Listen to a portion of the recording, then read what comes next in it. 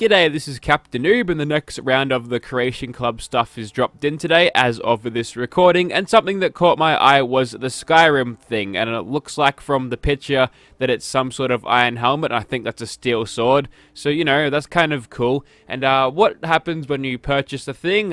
You lose $3, and you also get the quest of this Method to Madness thing, which will tell you to investigate Hubris Comics. So without further ado, let's just go and do that and see what happens. So this is the Hubris Comics you're looking for if you're unfamiliar with the Fallout 4 map, and Diamond City for reference is just there, so it's not too far.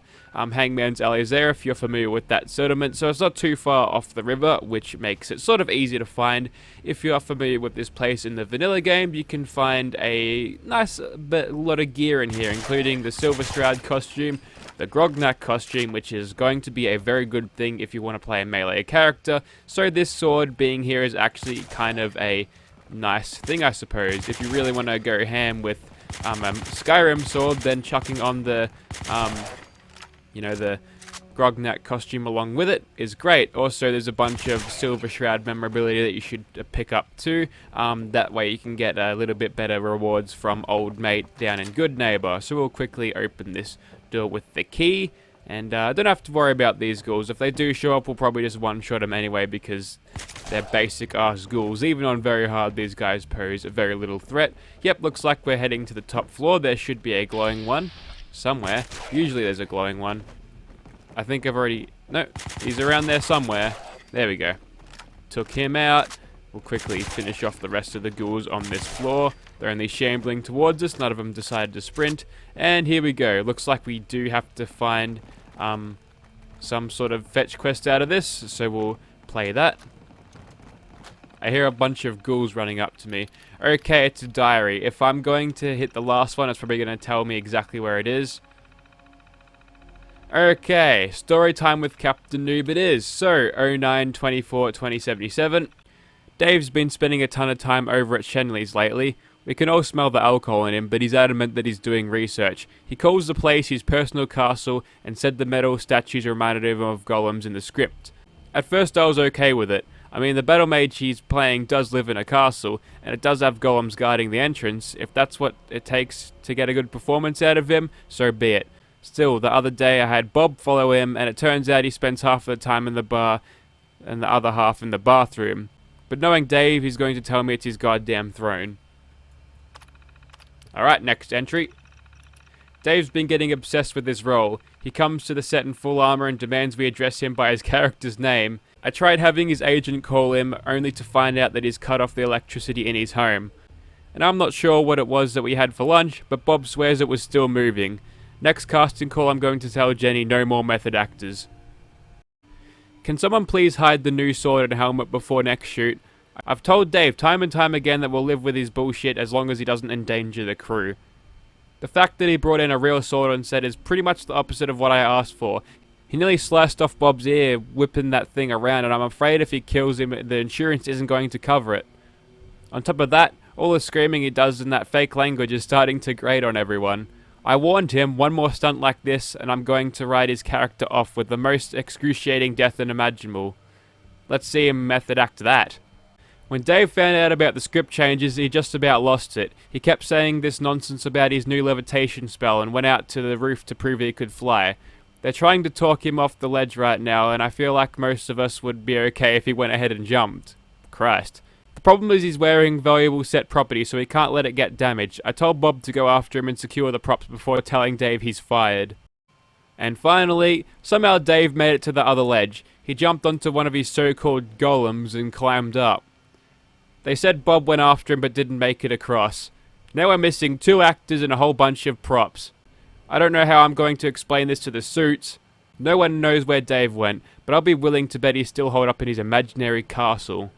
So, it looks like someone was taking their Skyrim LARPing very, very seriously, and, yeah, actually had some sort of levitation ability. Maybe he just got lucky or had 2 times sprinter's legs and was able to jump quicker when he sprinted. That's an awesome legendary weapon, by the way. We might as well use that. Screw the sword. Righto, so the quest prompted us to find out what happened by searching the roof for clues, and looks like we've found some sort of clue. This is Jenny's diary.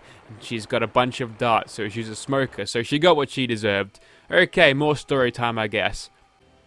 How on earth did Dave make that jump? Bob didn't even make it to the statue, and he used to be a long jumper in high school. I've stacked the boxes as high as I could, and it still seems impossible. My latest theory is that he jumped off the streetlight. We just didn't see it from where we were standing. But one of the staff is starting to wonder if it was really a battle mage.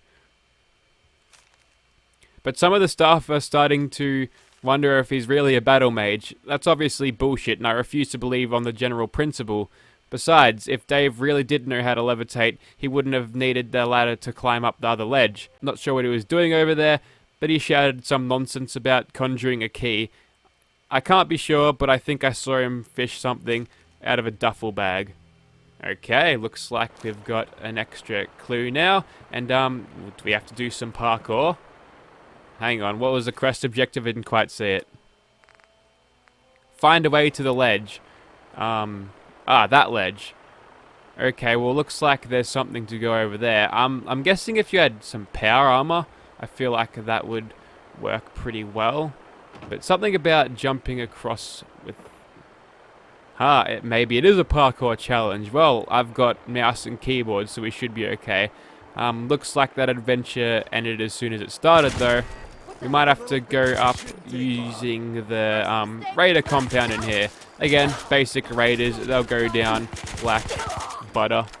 And yep, the game is even prompting us to head into that door. Oh, that one's legendary. Let's see what he's going to drop us. Hey, a 2-shot laser gun. Awesome. Okay, that's actually kind of good. Lucky me, I'll never use it. Alright, so we'll go ahead and into Shenley's Oyster Bar. I think this is actually a new thing. That door is there. Okay, maybe that's the key he wanted. Okay, the plot thickens, I guess. I'm pretty sure this is new. Maybe I'm just unfamiliar with this area. Hang on. Oh, another one. That's a Cavalier's Baton. That's terrible. Okay, looks like we'll just have to go up the stairs in order to conquer the height of jumping. Oh, that's a hacksaw for no reason. Is that him? Probably not. Okay, here we are, back in Back Bay. See you after a loading screen. Okay, back on the roof again, and looks like we're right near our objective. Oh, were these the boxes she said she stacked? Probably not. And there's a duffel bag with the throne room key with some, another note. So, yep, even more story time, I guess. Reading the note now. I hast hidden the spare key to my throne room high atop the castle ramparts, where nary a soul can findeth it, not even the valerious Sir Shenley. It is vital that I not be disturbed when I am alone in my chambers. Emptying my body and mind allows me to focus and replenish my magic reserves. But if meditation faileth, I keep several potions from the Archmage Gwyneth nearby. Oh, he's just doing booze. Okay, he's a drunk, so I guess that makes sense. It is unfortunate that my peasants seek to enter my private sanctuary, but as I told the others, if nature beckons, there are plenty of castles across the road where thou can relieve thyself. Still, if these rogues manage to break through the chamber's seal, they will meet a swift end by the edge of my sword. Hubris Bane. Okay, this guy is not only a huge alcoholic, he's also bloody mad. So where does the game want us to go now? Oh wait, it's just the restrooms. I can't believe I missed that. Okay, so he's retreating to the restroom. It better be looking like a castle in here. It's... oh. Well, I guess he died like Elvis, and also, you get the Furious effect on this. Nice. Okay, that's actually kind of good. And, sorry, we've dropped your helmet, and you just get the standard Skyrim helmet there. I'm not sure if that's a new asset or just ripped and ported over, but looks kind of good, I guess. And it has the fortifying legendary effect with energy resistance. Okay, so 22 and 2 ballistic and energy. It's not terrible, but would you want to wear it at all? Maybe. If you're doing a melee build, that actually might help you out. And this is the man himself, the crazy drunken lunatic, and he died doing what he loved, drinking and taking a shit. So yeah, happy ending for him, and happy ending for this video, I guess. We've got the good stuff, so we'll just quickly chuck it on. Righto, that's what we look like with the sword and helmet. Hang on, I can't do third person and hit at the same time. The camera goes, it just sort of spazzes out. But yep, that's what it looks like. I kind of like the design of the steel sword. Looks nice and Skyrim-y, which is kind of obvious.